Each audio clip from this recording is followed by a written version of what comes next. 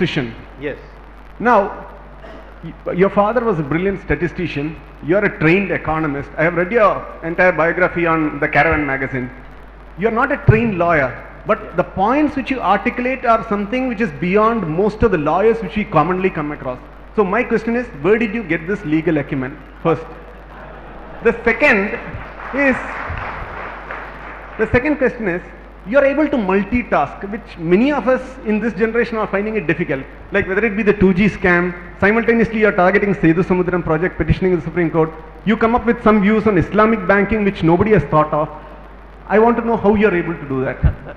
The third thing is, I want you to educate the audience very quickly on Islamic banking, which has now emerged in the non-banking financial corporation sector, and what is its implications for us. Thank you.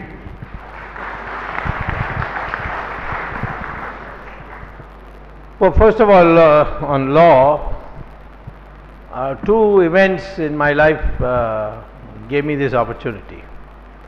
First, I married a lawyer. My wife is a lawyer, so entire library, everything is available. So the infrastructure is not a problem. Second thing is that I found that many politicians who didn't like me were using lawyers to file defamation cases against me. And that meant going to court, hiring lawyers, that cost money. And it began with Mr. Ram Jethmalani, who did it for, I think, Ramakrishna Hegde. And so he filed 4 defamation cases against me, and it was quite painful. So I learned the law. Now you see, I am a professor, so learning is not a difficult task. And I started, like you learn swimming by jumping into the pool. I went to the court and started arguing. In the beginning, the judge tried to correct me and tell me, judges also feel sympathetic to a petitioner in person. So I learned in the process. I won all the 4 defamation cases. And now nobody dares to file defamation cases against me. Because when somebody files a defamation case against you, he has to come first on the box and you cross-examine him. And the real defamation starts then, when you start cross-examining and bringing it out. See? So, then what happened is the question that created interest in me, and then I began to see people, there was this land problem which Mr. Hegde had, on which I filed a case and he had to resign. Like that I started picking topics, it's just started coming. But of course, at 4 a.m. in the morning I do Saraswati Puja, maybe that is why I am able to do it. Yeah, there are 2 ways. Now the second question was multitasking. You can always multitask if you follow Gita, which means that you must genuinely believe that you have freedom in this life only for action. The fruits of that action are not in your power. You will get it in different form. That's what Krishna says. You work that into your mind, stress will go completely. Then you do multitasking. Most of the problem with multitasking is the stress. You see, what will happen if this goes wrong? What happens if I lose this? That has to go out of your mind. Then your brain can accommodate a lot of subjects. It's not a problem at all. On the question of Islamic Bank, under the law which was laid out when I filed that petition, the Reserve Bank Act, Reserve Bank of India Act, RBI Act, does not permit Islamic Bank because it imposes 2 kinds of conditions. One, no interest. Charging interest is compulsory. And it is a fraud actually, because they don't charge interest. But if you want to take a loan to buy a house, they will not give you the loan. They will say, tell me which house you want to buy. And the bank will buy the house and put a surcharge and give it to you. So it is an indirect way of collecting interest. So it is a complete fraud. There is no bank can exist without charging interest, so they charge it this indirect way. Under our Reserve Bank laws, banks cannot buy property. So it's illegal. But there is no bar on non-bank financial institutions. And that's what they are trying to come.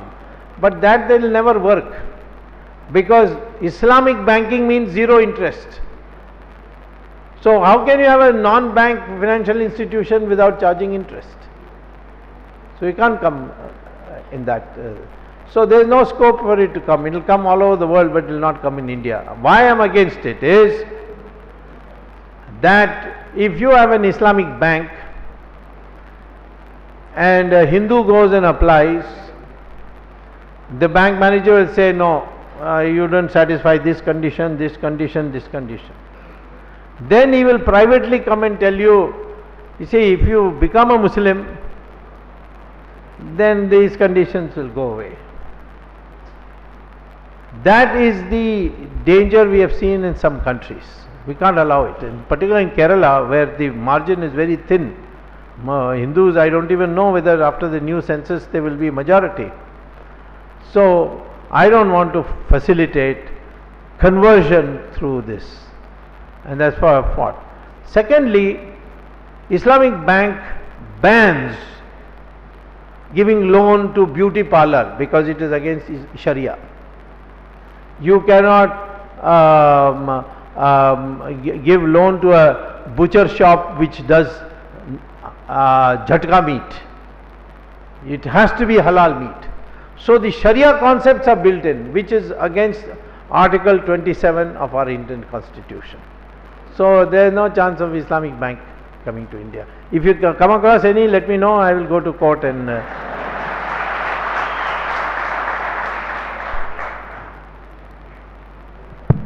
Very good evening, Dr. Swami. Yeah. I am Harshvardhan, an advocate from Bangalore. We are great followers of yours, sir, and we pray and wish to God that He gives us the strength that we can do a minuscule service of what you have done in your long-spanning career.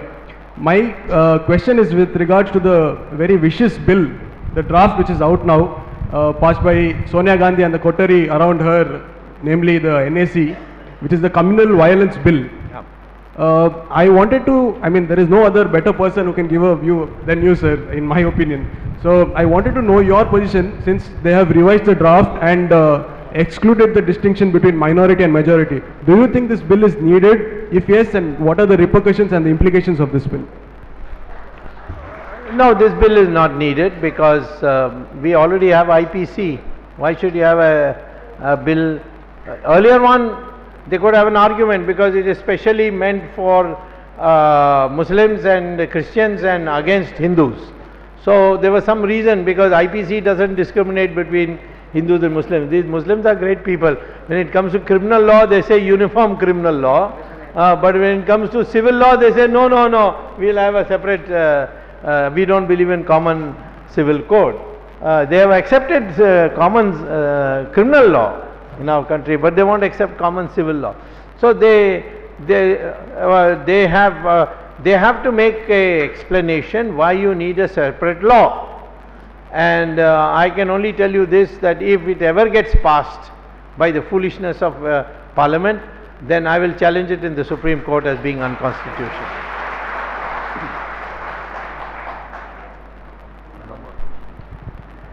Sir, myself Shashidhar, and my question to you is, as you told in your speech, black money is investing in stock market, so the fluctuation is taking place in price rupee value.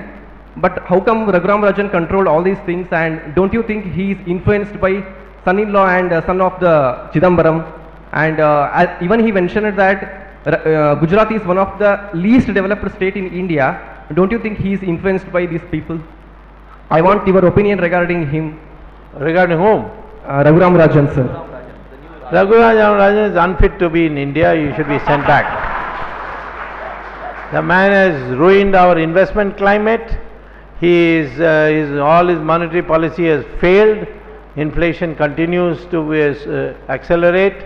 I think the best thing to do is give him a ticket and send him back. Otherwise, I may have to go to court and say that he is really a foreigner, because he may have an Indian passport, but he is not ordinarily resident in India.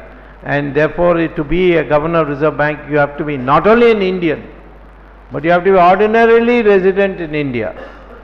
If you have an Indian passport, Indian citizenship, you cannot be a voter unless you are ordinarily resident in India. The same way you cannot be. And today I have, although on technical point my case has not been accepted today in Delhi High Court, but the High Court in its judgment has made clear that all the points I've raised about the editor being a citizen of India is valid, and the Parliament should pass a law on that. The same way, the same argument I'll use and send him back home. He belongs to this laissez-faire community of economists, and India cannot have laissez-faire, it must have regulated market economy, and therefore the best thing that he can do is leave before we throw him out. Dear sir, myself Santosh Malkabur, I am research scholar from Surathkal.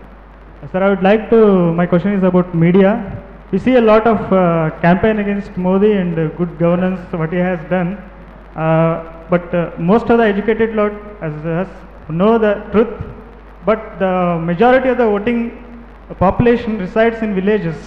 So how do you communicate to the village people having more amount of voting this population?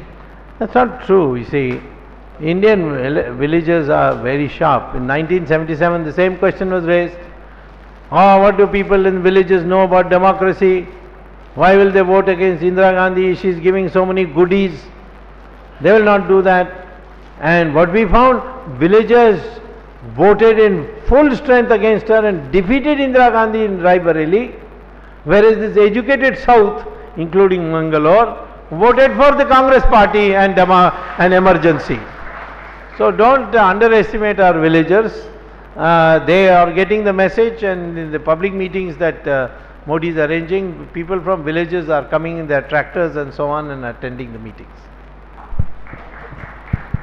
Sir, I am Akshata from Mangalore, Bachpet. Where is she?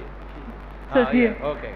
I am Akshata from Mangalore. I am working in EHG group, Mangalore itself. And my question is, in our constituency, can we bring the change to directly elect the Prime Minister, like in America? Actually, we need it now. That is my first question. And second question is, after your fight against 2G scam and Setu Samudram project and all, you have got any security problem from our Prime Minister or UPA people and all? Thank you, sir. Well, I'll tell you, this election, even if they put a donkey in the constituency with a BJP ticket, you vote for Narendra Modi and put the donkey. It is equivalent to a presidential election then. Okay, because Modi will discipline everybody. I know how he has disciplined MLAs in Gujarat.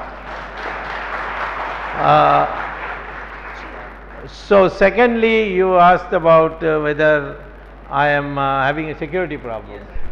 Do you have any threat? Well, I am a bigger threat to them than they are to me. See, we cannot worry too much about threats.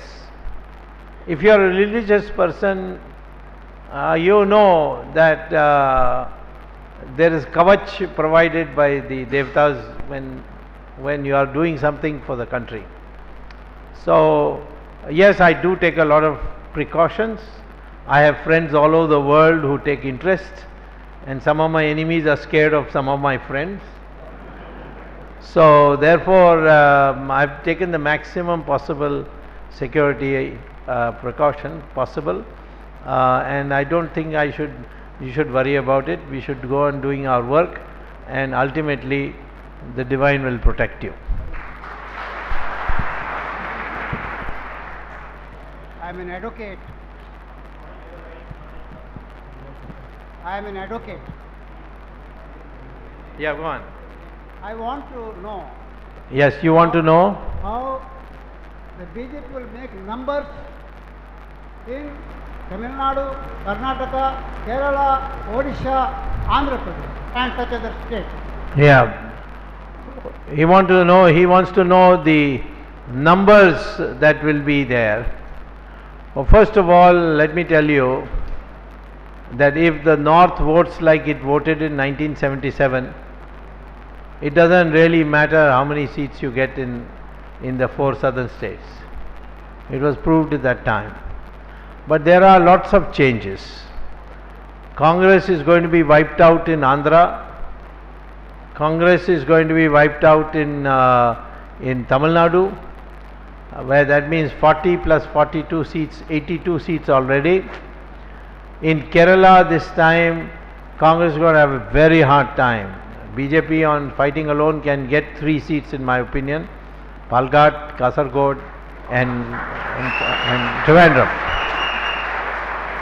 And if we fight alone in Tamil Nadu, we will get 5 seats in Tamil Nadu. But on this there is a dispute whether we should fight alone or go with alliance. But who will he go with alliance? Can't go with Karunanidhi. He wanted to break Ram Setu. He is guilty of 2G. How can we show our face? Can't go with Vaiko. He is an LTT man. And we can't go with Patali Makkal Kachi because they are party of criminals. So therefore we can't go with Jayalalitha because she doesn't want to come with you. So therefore you go alone. And there is a younger generation in Tamil Nadu which now wants to be Indian first. Be Indian first, after that Kannadiga, after that Tamil and so on and so forth. And that there is a educated Tamil group which has come up, and I think there also.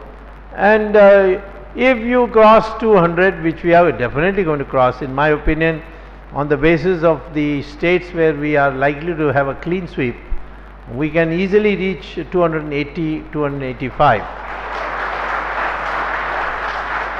And our campaign to the people also will be, give us majority and we will produce the results. And don't have any, don't go for coalition governments.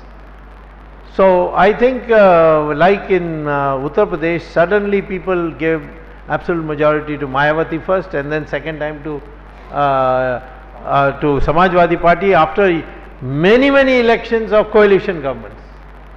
So people have got fed up with coalition governments, and I think even in these states you will find suddenly. Now, as far as Karnataka is concerned, already people are telling me we voted for Congress in the assembly but we will vote for Modi. And as far as Yedurappa is concerned, a lot of injustice was done to him, so I am in favor of bringing him back. Hello. Good evening, Dr. Swamiji. Yeah, right. Oh, in the balcony. Okay. I am from BJYM Mangalore, Bharatiya Janata Yuva Morcha. My question to you is, why is that we have a problem in uniform civil code in India instead of having 80% of majority? Why is the problem? Now you see, uniform civil code we want to, because we want uniform laws. We don't like 2 laws in the same country, all that. But some of the things which are said, you know, we got to be careful. Except for Kerala where this love jihad is going on, most parts of India, Muslim men are only marrying Muslims. And since the population of women and men in Muslim community is also 50-50, therefore some Muslim men will not get women. I don't think the problem of Muslim population growing is got to do with this uniform civil code, although I am in favor of the uniform civil code, but it's got to do with the fact that family planning is not evenly applied, and that's what we have to do. We have to propagate it. Second, lot of infiltration is taking place from Bangladesh. 1/3 of Bangladesh population has come to India. And that has tilted everything in Assam. People say, no, no, put more strong barbed wire and all, that won't work. So what will work? What will work is, tell Bangladesh you take all your people back. We'll identify and give it to you. If you do not, then let us remind you that in partition was created for only those Muslims who could not live with Hindus. That's what Muhammad Ali Jinnah said, that Muslims cannot live under the hegemony of Hindus. So give us land. So given you land. Now after you got the land, your Muslims are coming to live with Hindus in India. Then you must give 1/3 of your land also back to us. And if you look at the Bangladesh map, draw a line from Khulna to Sylhet, all the northern part is 1/3 of Bangladesh. If you take it away, our army